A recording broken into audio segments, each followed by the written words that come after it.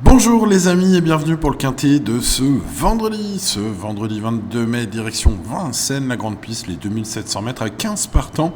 Justement, on va parler de ces 15 partants bien évidemment avec l'analyse complète de tous ces partants, les belles infos comme d'hab. Et on va essayer d'en déduire quelles sont les bonnes bases, base en or, choco, tocard du jour et le prono, bien évidemment. Allez, on n'oublie pas le petit pouce, les amis, ce vendredi, ça fait très plaisir. Vous êtes très nombreux à le mettre ces dernières semaines, ces derniers mois même, devrais-je dire. Et merci à vous tous pour votre fidélité. Bienvenue aux petits nouveaux. Vous êtes toujours plus nombreux à nous rejoindre sur la chaîne. Et plus on est de fous, plus on rit.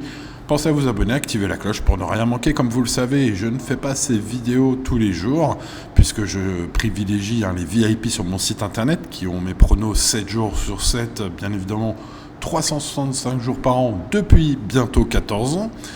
Mais vous pouvez avoir évidemment cette étude gratuitement avec ces vidéos. Alors n'hésitez pas à vous abonner et à activer la cloche pour quand je mets des vidéos, vous soyez au moins avertis par YouTube. Allez, on y va pour l'étude des 15 partants. Les chevaux d'âge bien connus, écoutez.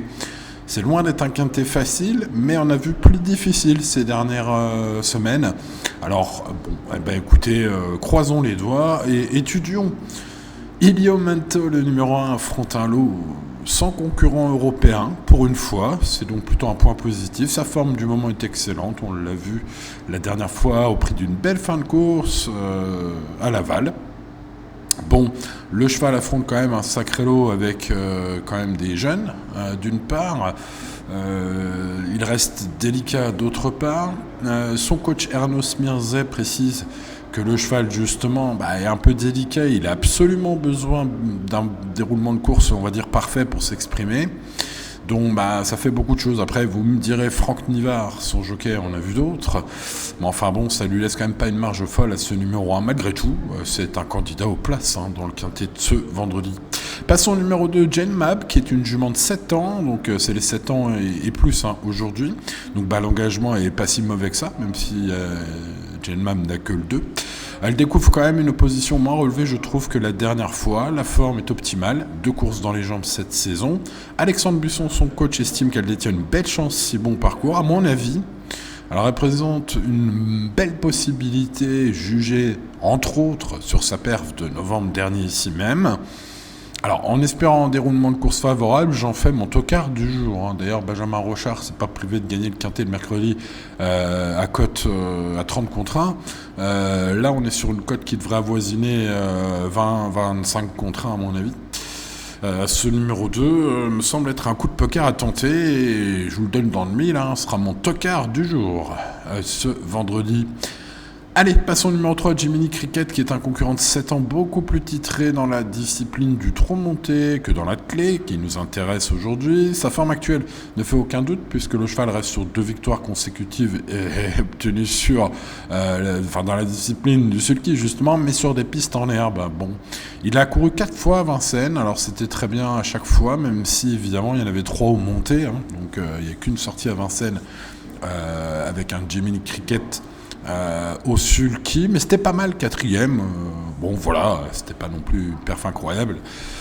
Alors que faire que faire avec ce cheval? Bon, écoutez, je pense qu'il faut tenter en bout de ticket pour spéculer aujourd'hui.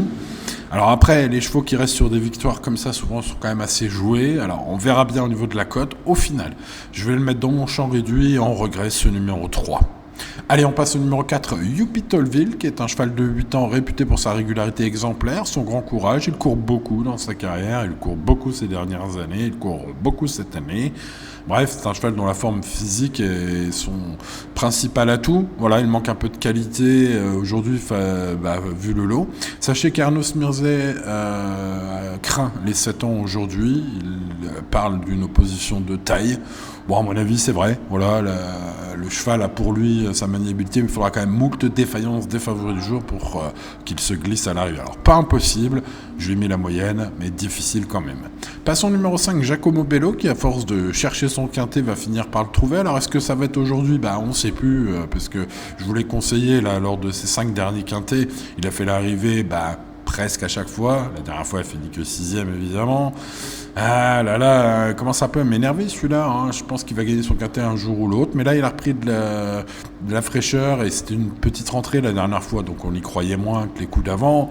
Voilà, on s'en sort quand même bien avec Giacomo Bello, numéro 5, globalement, lorsqu'on le prend en base. Aujourd'hui, je le prends en base mode choco du jour. Voilà, parce que la cote va être sympa en plus. Le cheval est monté en condition selon Thomas Lévesque depuis sa rentrée. Il a été préparé pour cet engagement de choix. Et j'ai noté un Thomas Lévesque assez confiant aujourd'hui. Bon, allez, on va encore y croire. Le cheval cherche son quintet à 10 contre 1. Écoutez, c'est mon choco du jour, ce 5. Allez, on passe au numéro 6, Zizou. Gisou des temps. Oula, lapsus révélateur peut-être. En tout cas, le cheval n'est pas de tous les jours. C'est un cheval doué, particulièrement intermittent. Il a été disqualifié ces derniers temps. Il pourrait être encore aujourd'hui disqualifié. Mais il pourrait être aussi sur le podium. Ça reste un loulou. Ça reste un tout ou rien. Christian Bijon le dit. Tout le monde le sait. Ce sera tout ou rien avec ce numéro 6 qu'il faut garder sur un ticket logique. Sur un premier ticket logique et éventuellement tenter une impasse sur un deuxième ticket si vous jouez ainsi. Bon. Passons au numéro 7, Japarov Lear, qui possède un brin de qualité, mais qui a besoin de dominer ses congénères dans le parcours pour se sentir bien. Vous voyez, le type de tempérament un peu bon. Alors pour les chevaux, ils ont le droit. Donc il a le droit d'aller devant et d'essayer de dominer les autres, comme cela. Il y a quand même un lot aujourd'hui. Est-ce qu'il va pouvoir faire ce qu'il veut? Alors, pas sûr, mais on l'a vu quand même, encore mercredi, les amis. Je sais pas si vous avez regardé la course. C'est ces chevaux qui étaient devant, tout simplement. Donc, voilà, des fois, ça se joue pour ceux qui sont devant. Ils sont moins forts, mais ils gagnent quand même. Donc, question de déroulement pour ce cheval offensif. J'ai pas eu la place de le mettre dans mon prono. Allez, on passe au numéro 8, Janko Aufort, l'autre bijon de service, un sujet de 7 ans aussi, qui est bien connu, évidemment à ce niveau. Les conditions de course sont idéales. Le cheval est quand même plus régulier que l'autre cheval bijon. Il est plus régulier, ce 8. Peut-être un peu moins fort, vu ces chronos qui ne peuvent pas être considérés comme lui donnant, on va dire, une première chance théorique ici. Mais voilà, c'est un candidat au podium parmi quelques-uns. Aujourd'hui, une chance régulière, voilà, tout simplement. Ce numéro 8. Allez, passons au numéro 9, Imelda, qui est une 8 ans. Imelda, qui a été menée sous la selle ces derniers temps avec brio, vient de s'imposer. Elle effectue un retour à la clé avec des ambitions, sachez-le. Elle est déférée des 4, d'ailleurs. Pierre Lévesque conseille de s'en méfier. Sa jument court bien sur sa fraîcheur, indique-t-il. Il indique également qu'il est content d'avoir Eric Raffin.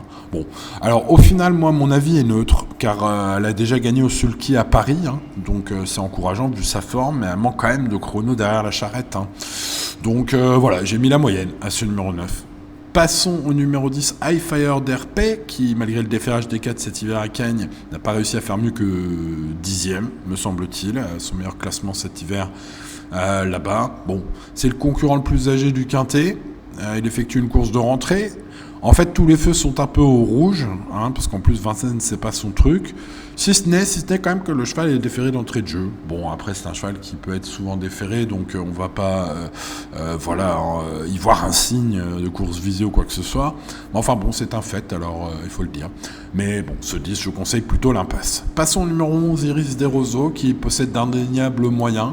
Ça reste un élément fragile, santé délicate, une forme difficile à évaluer. Du coup, on l'a vu qu'une fois cette année, le cheval aime Vincennes, il aime la grande piste, il compte une victoire sur la grande piste de 1850 mètres, une autre victoire sur la grande piste de 1700 mètres. Clément Duval d'Estaing vise plutôt une place, il m'a pas eu l'air très très confiant quand même avec ce numéro 11, mais voilà, un accessite reste largement à sa portée, s'il y a un bon parcours, chance quand même pour les places 11. Passons au numéro 12, Hercule de Léo, qui est un 9 ans. Il se heurte donc le plus souvent à des lots de plus jeunes. Donc c'est compliqué en ce moment pour ce cheval. Le cheval fera de son mieux. Sachez qu'il a des engagements intéressants à venir à Enghien. Donc en plus, c'est pas la course visée. Néanmoins, le cheval est quand même déféré. Donc je l'ai rayé, mais bon, voilà, j'ai pas mis non plus 1 sur 20, quoi. Pas faire le petit tour vraiment, comme on dit, voilà. Mais bon, il est difficile à recommander quand même, ce 12. Passons au numéro 13, Joliver du Gers, qui est un chic cheval de 7 ans. Il fait preuve d'une régularité sans faille depuis de longs mois. Il court généralement bien lorsqu'il a de la fraîcheur. Aujourd'hui, c'est le cas. Il a parfaitement travaillé en vue de cet engagement idéal. Il se présentera fin prêt, selon Mathieu Abrivard. qui a décroché la drift du patron, JMB. Ce vendredi, les amis, c'est pas rien, peut-être, on verra. En tout cas, il faut absolument le retenir sur vos tickets. C'est un cheval qui a une pointe de vitesse finale magnifique, qui peut lui permettre de gagner ce quintet, ou en tout cas de nous faire plaisir en étant dans les 5 premiers. C'est ma base en or, ce numéro 13, Joli Vert du Gers. On passe au 14, Gold d'Écreville. Il est loin d'être cuit celui-là, il a 10 ans, mais il répète des beaux chronos sur ses dernières courses. Attention à ce cheval. Il est en forme. Bruno Marie déclare qu'il serait déçu de ne pas être dans les 5 premiers. Ça, c'est pas de la confiance. Bruno Marie, qui n'est pas forcément l'entraîneur à être super confiant comme ça. Bon, maintenant, le cheval a quand même besoin de bon parcours. Voilà. Et à pas le bloquin de jouer. Mais moi, je l'ai mis dans mon prono, ce 14, et j'y crois pour une place. Passons au numéro 15, Icar Williams. Ce numéro 15, pour moi, est le favori logique. Alors, le cheval a couru 16 fois à Vincennes, toujours sous la selle. C'est important de préciser qu'il est beaucoup plus expérimenté et a pris ses gains, l'immense majorité de ses gains, sous la selle. Au trot monté, aujourd'hui, c'est le trot attelé, évidemment. Il découvre un engagement en or au plafond des gains. Sa forme est excellente. Il vient de se classer 2e à Vichy au sulky. J'ai l'impression que Mathieu Abrivard est quand même très optimiste. Il rappelle que le cheval est délicat. Bon, je crois qu'on se dirige avec ce cheval-là vers un tout ou rien, tout simplement. Mais pour moi, vu l'engagement, sa forme et son palmarès, ce numéro 15, Icar Williams, mérite le statut de favori logique et éventuellement donc de base. Allez les amis, passons maintenant au pronostic avec tout d'abord ma base quintet en or Joli Vert du Gers, le numéro 13, c'est mon choix, comme disait Lynn, les amis. Ce numéro 13, c'est un chouette 7 ans, une régularité sans faille depuis très longtemps. Il court très bien frais également. Son entraîneur Mathieu Abrivard a réussi à avoir JMB aux manettes ce vendredi soir. Il est fin prêt, le cheval, l'engagement est parfait. Il a une pointe de vitesse redoutable. À Jean-Michel Bazir de bien faire. Si tel est le cas, je serais déçu qu'il ne soit pas là. Ce numéro 13, les amis turfistes, allez, on met le petit pouce sur la vidéo. Peut-être que ça va aider à nous porter chance, allez savoir. Allez, les amis, pendant que le choco du jour arrive, pensez à vous abonner à la chaîne si ce n'est pas encore fait, à activer la cloche. Mon choco du jour, c'est Giacomo Bello. Ce numéro 5 est un cheval que l'on suit depuis longtemps sur la chaîne, à juste titre dans les quintets. La dernière fois, j'étais un peu moins chaud parce que le cheval faisait une rentrée, il a fini 6e quand même. Allez, on va dire que c'était encourageant, surtout pour ce vendredi soir, puisque le cheval devrait monter là-dessus. J'ai senti Tom aller avec confiance. Eh bien, il faut y croire, les amis. Allez, on continue de suivre ce numéro 5. On va le mettre en base, choco du jour. Et si la cote est vraiment belle, ça peut être très intéressant aussi, ce numéro 5, si vous voyez ce que je veux dire. En parlant de belle cote, Genmab, le numéro 2, souvent la note dans sa carrière. Ce numéro 2 en forme. Désormais, quelques courses dans les jambes. À mon avis, la confiance d'Alexandre Buisson, son coach, est justifiée.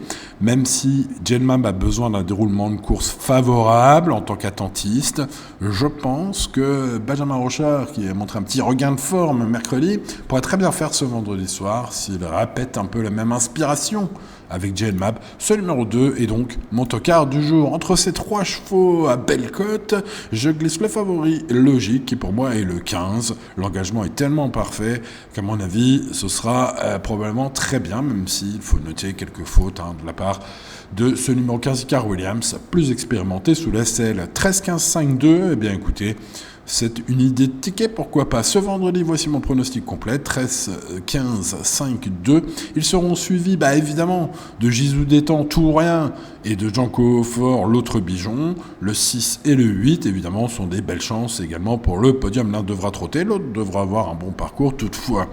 Le numéro 14, Gold d'Écreville, il est loin d'être cuit, il a des très bons chronos, il est parfaitement engagé, même s'il affronte les jeunes, évidemment, il ne peut faire que ça, c'est un 10 ans.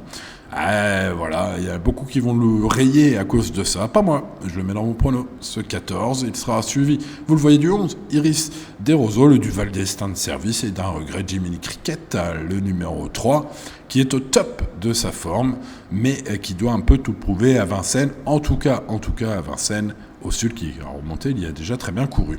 Bref, les amis turfistes, mon pronostic, vous le voyez, l'indice de confiance est de 5 sur 10, qui est quand même un peu mieux que ces derniers temps. Allez, j'espère que ça va nous aider à toucher ce vendredi soir, néanmoins rester raisonnable et jouer responsablement, et tout ira bien. Voilà les amis, allez, bonne chance à vous pour ce vendredi. N'hésitez pas à mettre le petit pouce, de booster la chaîne bien sûr, de mettre un petit commentaire et de vous abonner si ce n'est pas encore fait à cette chaîne. Jouez bien ce vendredi et à très bientôt pour de nouvelles aventures. C'était Simon. Ciao ciao.